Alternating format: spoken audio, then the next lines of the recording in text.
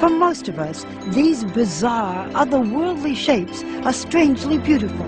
But the world's best aging researchers see something entirely different. They see the answer to possibly the most important and complex question of all time. Dr. Sinclair, as I look here, I'm seeing very cute little colored cubes. Well, these little cubes are actually the protein in our bodies that we believe controls the aging process. If he is right, Dr. David Sinclair has found one of the genetic keys that will reset our biological clocks. I think we've passed a turning point in our understanding of the aging process. How did he discover these proteins?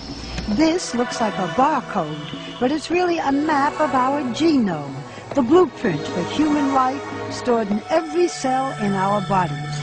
A few of these genes play a key role in the speed at which our cells age. Dr. Sinclair randomly tested tens of thousands of cells, searching for the chemical that would activate those genes. We found them by accident.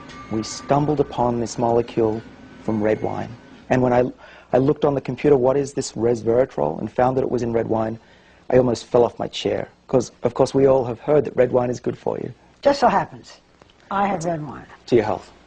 How much of this would I have to drink to really make a difference? Well, our experiments tell us probably about 1,000 bottles a day. So that was not the solution.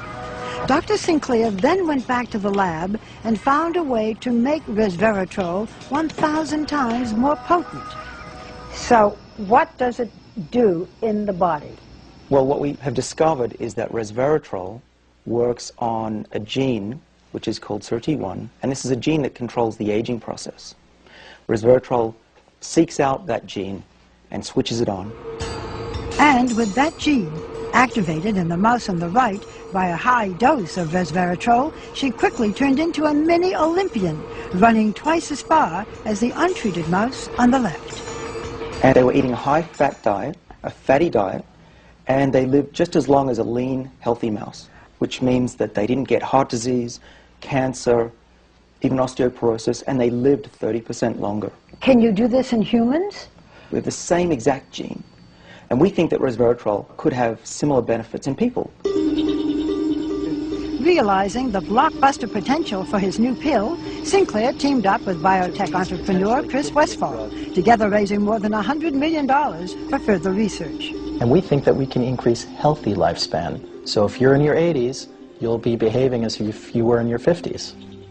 In the first human trial, a form of resveratrol successfully treated type 2 diabetes, one of the major diseases of aging. If everything goes very well, we will seek regulatory approval from the FDA in the next 5 years. I think a lot of people will say you're raising expectations. This can't possibly happen. My answer to that is, I agree, but it's true. What else can I say? Aging is really a set of diseases, and if we slow them down and cure them, people will live longer, healthier lives. And you're talking especially now about diabetes and Alzheimer's? So the major killers of Western society are exactly the diseases that should be able to be treated with the drugs we're developing. Well, you know what, Doctor? Cheers. Future.